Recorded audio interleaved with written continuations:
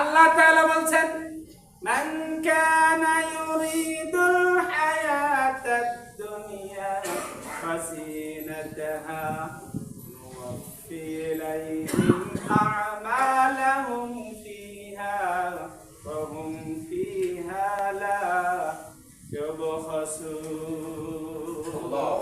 আল্লাহর কথাটা হলো যারা চায় টাকা পয়সা খালি কবডি থাক, জমায় জমি কিনবো, বাড়ি করবো, গাড়ি করবো, বাড়ি সাজাবো, গাড়ি সাজাবো, নারীরে সাজাবো, সাজসজ্জা করাবো, চোখ দিয়ে উপভোগ করবো, হৃদয় দিয়ে হৃদয়ঙ্গম করবো, এটি যাদের আশা থাকবে দুনিয়ার জীবনকে সাজানো, বাড়িঘর সাজানো, লোভ লালসায় পড়া, জমি সাজানো, নারী সাজানো, গাড়ি সাজানো, এই সাজগোজ করানোর ব্যাপারে যারা নিজেদেরকে নিয়োজিত করবে এই দুনিয়ায়, তাদের জন্য এই বিষয়টা অবশ্যই আল্লাহ তাআলা যা চাইবে তাই দিয়ে দিবে।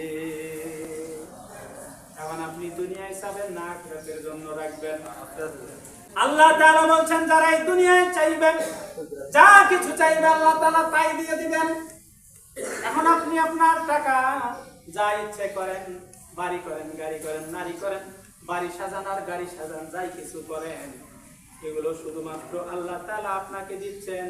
ওয়াহুম ফিহা লা ইউবখাসুন, দেওয়ার ব্যাপারে কিন্তু আল্লাহ তাআলা কোনো কৃপণতা করেন না।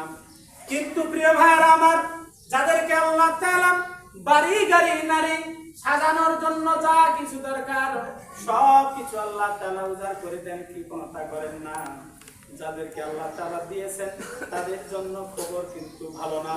আল্লাহ তাআলা পরের আয়াতে সূরা হুদের 16 নম্বর আয়াতে বলছেন উলাইকাল্লাযীনা লাইসা লাহুম ফিল আখিরাতি ইল্লান নার, এদের দুনিয়া তো শেষ, আখিরাতে শুধুমাত্র বাকি আছে জাহান্নামের আগুন ছাড়া অন্য কিছুই না। দেওয়ার মতো কি আছে আর? জাহান্নামের আগুন।